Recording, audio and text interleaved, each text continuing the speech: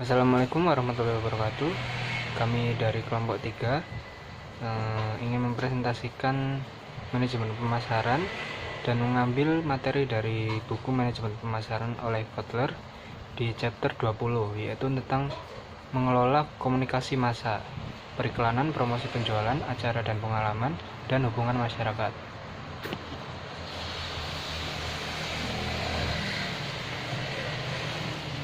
Untuk anggota kelompok kami ada 4, yaitu Wildan Ahmad, lalu saya Patrick Wildan, yang ketiga Muhammad Sirajuddin, dan yang keempat Muhammad Surda. Yang pertama ada mengembangkan dan mengelola sebuah program periklanan. Periklanan dapat menjadi cara yang hemat biaya untuk menyebarkan pesan, baik untuk membangun preferensi merek atau untuk mendidik orang. Bahkan di lingkungan media sosial yang menantang saat ini, iklan yang bagus dapat membuahkan hasil. Selanjutnya ada menetapkan tujuan iklan. Tujuan periklanan harus mengalir dari keputusan sebelumnya tentang target pasar, penentuan posisi merek, dan program pemasaran. Sasaran periklanan adalah tugas komunikasi dan tingkat pencapaian tertentu yang harus dicapai dengan audiens tertentu dalam periode waktu tertentu. Tujuan periklanan yaitu bertujuan untuk menginformasikan, membujuk, mengingatkan, atau memperkuat tujuan ini sesuai dengan tahapan dalam model hierarki. Berikut adalah faktor-faktor yang mempengaruhi keputusan anggaran. Yang pertama ada tahap siklus hidup produk. Nah, produk baru biasanya membutuhkan anggaran iklan yang besar untuk membangun kesadaran dan mendapatkan percobaan konsumen. Yang kedua ada pasar dan basis konsumen. Merek dengan pangsa pasar tinggi biasanya membutuhkan pengeluaran iklan yang lebih sedikit sebagai persentase penjualan untuk mempertahankan pangsa pasar. Membangun pangsa dengan meningkatkan ukuran pasar membutuhkan lebih besar pengeluaran. Yang ketiga ada persaingan dan kekacauan di pasar dengan sejumlah besar pesaing dan pengeluaran iklan yang tinggi. Merek harus beriklan lebih gencar untuk bisa didengar masyarakat. Yang keempat ada frekuensi iklan dan jumlah pengulangan yang diperlukan untuk memiliki dampak yang jelas pada anggaran periklanan. Yang kelima ada substitusi produk, yaitu merek dalam kelas produk yang kurang terdiferensiasi atau mirip dengan komoditasnya. Selanjutnya ada tentang mengembangkan kampanye periklanan dan dilanjutkan oleh rekan saya. Terima kasih. Selanjutnya mengembangkan kampanye periklanan. Pengiklanan menggunakan seni dan sains untuk mengembangkan strategi pesan atau memposisikan iklan apa yang dicobanya untuk menyampaikan tentang merek dan strategi kreatifnya. Bagaimana ia mengekspresikan klaim merek mereka menggunakan 3 langkah pembuat dan evaluasi pesan, pengembangan dan pelaksanaan keaktifan, dan tinjauan tanggung jawab sosial. Pembuatan pesan dan evaluasi pengiklan selalu mencari ide besar yang menghubungkan dengan konsumen secara rasional dan emosional, membedakan merek dari pesaing dan luas dan fleksibel untuk diterjemahkan ke berbagai media, pasar, dan periode waktu. Wawasan baru penting untuk menciptakan keunikan banding dan posisi. Selanjutnya pengembangan dan eksekusi kreatif. Dampak iklan tidak hanya bergantung pada yang dikatakannya, tetapi seringkali lebih penting eksekusi kreatif dapat menjadi penentu. Setiap media periklanan memiliki keuntungan dan kerugian. Contoh, iklan televisi umumnya diakui sebagai media periklanan yang paling kuat dan menjangkau spektrum luas konsumen dengan biaya rendah per exposure. Iklan TV memiliki 2 kekuatan yang sangat penting. Yang pertama yaitu dapat dengan jelas menunjukkan atribut produk dan secara persuasif menjelaskan konsumen yang sesuai manfaat.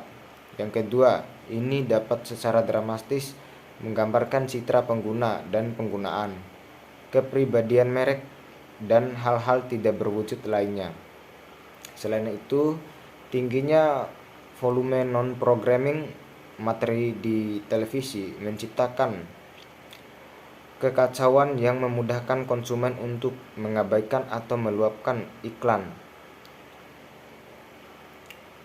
Namun demikian, iklan TV yang dirancang dan dijalankan dengan benar masih dapat menjadi alat pemasaran yang kuat. Selanjutnya yaitu masalah hukum dan sosial.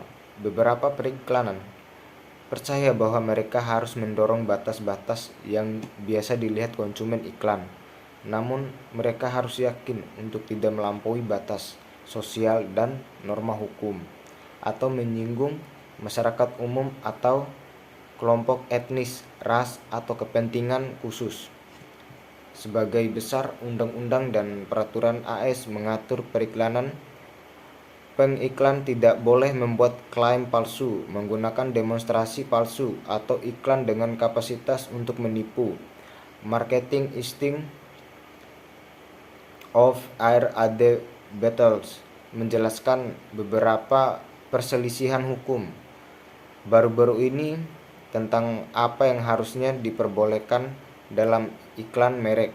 Penjual di Amerika Serikat secara hukum berkewajiban untuk menghindari iklan umpan dan ganti yang menarik pembeli di bawah kepura-puraan palsu. Misalkan,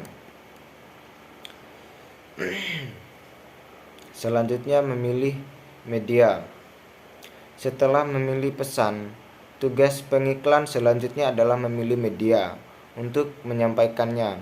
Langkah-langkah di sini adalah memutuskan pada jangkauan frekuensi dan dampak yang diinginkan, memilih di antara jenis media.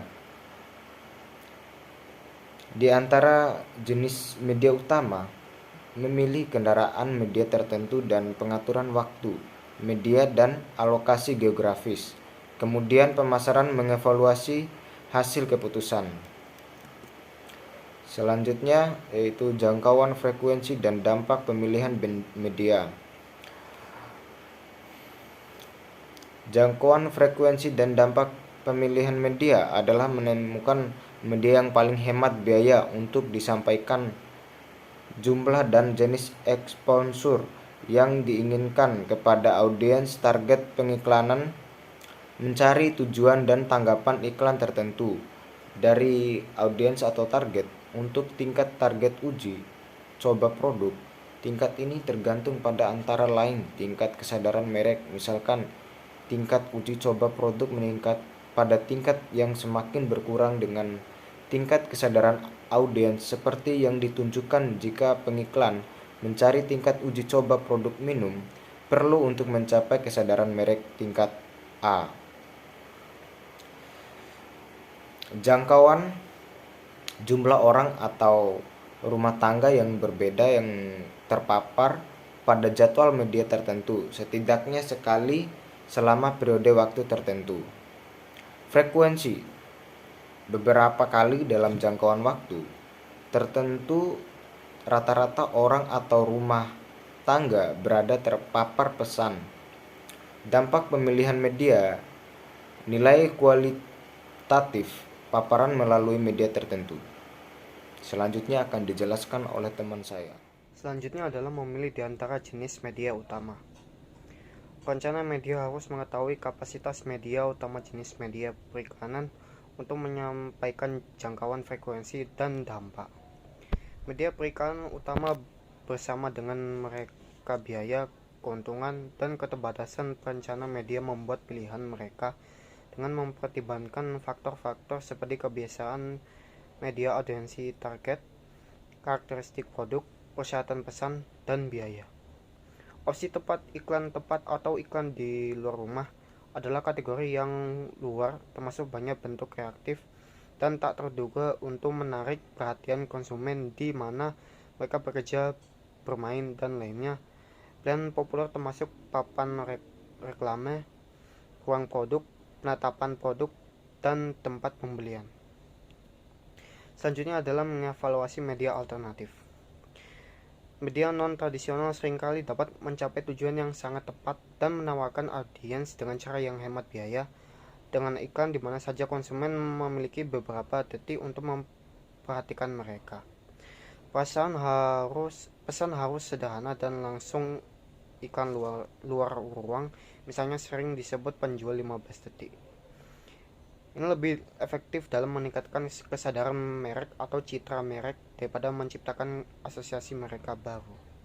Namun demikian mungkin penyebarannya yang begitu luas, beberapa konsumen tampaknya tidak terlalu terganggu oleh hal-hal non-tradisional media sekarang daripada di masa lalu. Selanjutnya adalah memilih sarana media tertentu. Perencana media harus memilih sarana yang paling hemat biaya dalam setiap jenis media yang dipilih. Pengiklan yang memutuskan untuk membeli 30 detik iklan di jaringan televisi dapat membayar $75.000 untuk pertunjukan baru $350 untuk acara primetime populer seperti Sunday Night Football, The Big Bang Theory, atau The Voice, atau hampir $4 juta untuk Super Bowl. Pilihan ini sangat penting. Biaya rata-rata untuk memproduksi iklan televisi nasional 30 detik adalah sekitar $300.000. Sehingga biayanya sama untuk menjalankan iklan sekali di TV jaringan untuk membuat dan memproduksinya untuk memulai yang pemasaran menangkatkan Super Bowl. Selanjutnya adalah memilih waktu dan alokasi media. Dalam memilih media, pengiklanan membuat keduanya penjadwalan makro dan keputusan penjadwalan mikro. Keputusan penjadwalan makro berkaitan dengan musim dan bisnis siklus. Misalkan 70% dari penjualan produk terjadi di antara Juni dan September. Perusahaan dapat memvariasikan iklannya pengeluaran untuk mengikuti pola musiman, menentang pola musiman, atau konstan sepanjang tahun. Keputusan microscheduling panggilan untuk mengalokasikan pengeluaran iklan dalam waktu singkat untuk mendapatkan dampak maksimal. Selanjutnya adalah dalam meluncurkan produk baru, pengiklan harus memilih antara kontinuitas, konsentrasi, terbang, dan berdenyut. Yang pertama adalah kontinuitas. Berarti ekspor muncul secara merata selama periode tertentu umumnya. Pengiklan menggunakan continuous beriklan di pasar yang berkembang dengan barang yang sering dibeli dan dalam kategori pembeli yang ditentukan secara ketat. Konsentrasi membutuhkan pembelanjaan semua dolar iklan dalam satu periode. Ini maksud akal untuk produk dengan satu musim penjualan atau hari libur terkait. Ketiga adalah panggilan terbang. Untuk iklan selama suatu periode diikuti oleh periode tanpa iklan. Diikuti oleh 1 detik periode kegiatan periklanan. Ini berguna ketika dana terbatas, siklus pembelian relatif jarang, atau item bersifat musiman. Dan yang terakhir adalah berdenyut. Berdenyut adalah iklan terus-menerus pada tingkat rendah. Diperkuatkan secara berkala oleh gelombang aktivitas yang lebih berat, kekuatan iklan, dan penerbangan berkelanjutan untuk menciptakan strategi penjadwalan kompromi. Mereka yang menyukai percaya bahwa audiens akan mempelajari pesan lebih mendalam dan dengan biaya yang lebih rendah. Materi selanjutnya yaitu penelitian efek komunikasi. Penelitian efek komunikasi merupakan pengujian salinan mencari untuk menentukan apakah iklan berkomunikasi secara efektif. Pemasaran harus melakukan tes ini sebelum dan iklan dimasukkan ke dalam media dan setelah itu dicetak atau disiarkan. Kritikus Prates berpendapat bahwa agensi dapat merancang iklan yang diuji dengan baik tetapi belum tentu berkinerja baik. Dalam pasar, para pendukung mempertahankan bahwa informasi diagnostik yang berguna dapat muncul dan bahwa Prates harus digunakan sebagai satu-satunya kriteria keputusan. Selanjutnya riset efek penjualan. penjualan yang dihasilkan oleh iklan yang meningkat kesadaran merek dengan 20% dan preferensi merek sebesar 10%.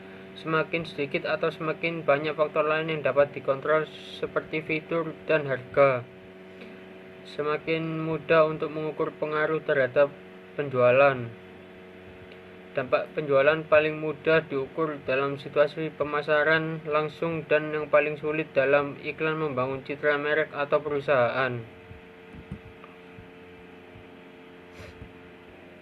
Selanjutnya, periklanan versus promosi. Meskipun pengeluaran promosi penjualan meningkat sebagai persentase dari pengeluaran anggaran selama beberapa tahun, pertumbuhan mereka baru-baru ini melambat. Konsumen mulai mengabaikan promosi. Penukaran kupon mencapai puncak pada tahun 1992 pada kupon 7,9 miliar, tetapi turun menjadi 2,9 miliar pada tahun 2013. Penurunan harga yang terus-menerus, kupon, penawaran, dan premi juga dapat mengevaluasi produk di benak pembeli.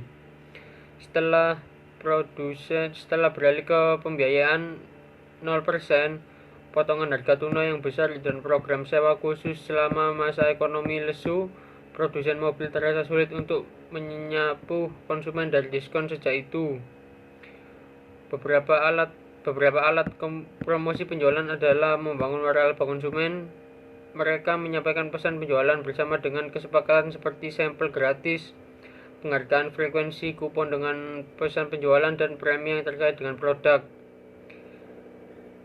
Penjualan alat promosi yang biasanya tidak membangun merek termasuk paket potongan harga, premi konsumen yang tidak terkait dengan produk, kontes, dan undian, penawaran pengembalian dana konsumen, dan tunjangan perdagangan. Untuk ringkasannya, yang pertama, iklan adalah segala bentuk presentasi non-personal yang dibayar dan promosi ide barang atau jasa oleh sponsor tertentu. Pengiklanan tidak hanya mencakup perusahaan bisnis, tapi juga badan amal, nirlaba, dan pemerintahan. Yang kedua, mengembangkan program periklanan adalah periklanan melewati proses 5 langkah. Yang pertama, menetapkan tujuan periklanan. Yang kedua, menetapkan anggaran. Yang ketiga, memilih pesan iklan dan kreatif strategi. Yang keempat, memutuskan media. Yang kelima, mengevaluasi efek komunikasi dan penjualan.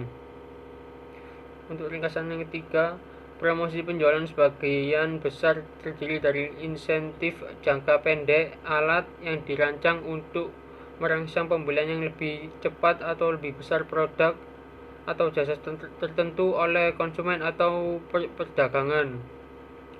Yang terakhir, dalam menggunakan promosi penjualan, perusahaan harus menetapkan tujuan, memilih alat, mengembangkan program, mengimplementasikan dan mengendalikannya, dan mengevaluasi hasilnya. Sekian dari kami. Wassalamualaikum warahmatullahi wabarakatuh.